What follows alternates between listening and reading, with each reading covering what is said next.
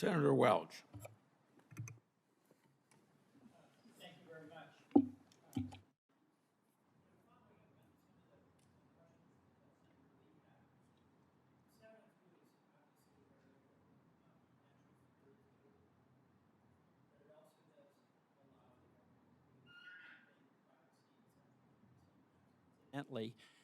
Thank you, sometimes incidentally, of American citizens. And there's two issues always involved with this, in addition to the trade-off between national security and privacy rights. One is, whatever the administration in charge is, we have to have some trust that they're going to operate within the proper constraints. But the second is, we've created some constraints which are intended to have an aggressive and assertive advocacy on behalf of the privacy side of the equation. And one of those was the Privacy and Civil Liberties Oversight Board, which, as you know, is an intelligence watchdog that's charged with monitoring government compliance with the procedural safeguards on the surveillance activities. That was terminated, as you know, by President Trump.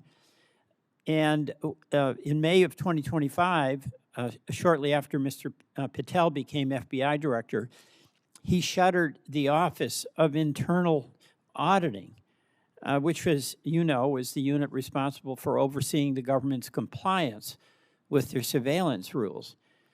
Ms. Gatin, how does that help create public confidence that when 702 is used, it is going to be for the purpose of national security protection, and it's being done in a way that's consistent with privacy rights that all Americans enjoy? It's a real concern. As I was saying before, we don't have any data on implementation of statutory safeguards in 2025. The fact that the Privacy and Civil Liberties Oversight Board was gutted, the fact that the Office of Internal Audits was disbanded, does not give a lot of confidence that the oversight provisions of RISA, for example, are being robustly enforced. You know, Mr. Baker, I appreciate the work you've done on 702 over the course of your career, but as a strong proponent of 702 for the reasons you've outlined, are you a proponent of getting rid of PCLOB and also the internal function that was disbanded by Mr. Patel? No, I'm a believer that proper bureaucratic incentives are likely to be a better protection of civil liberties than a warrant requirement. We had a warrant requirement on FISA when Carter Page was inappropriately surveilled, and 4 different judges on the FISA court said, yeah, fine. So a warrant requirement doesn't necessarily protect civil liberties, and good bureaucratic controls can. So in your view, was the PCLOB something that was helpful to protect privacy rights? They wrote an excellent report before they lost their majority that is really the best piece of work on 702 that's been done. Well, that's an incredible endorsement, Mr. Chairman.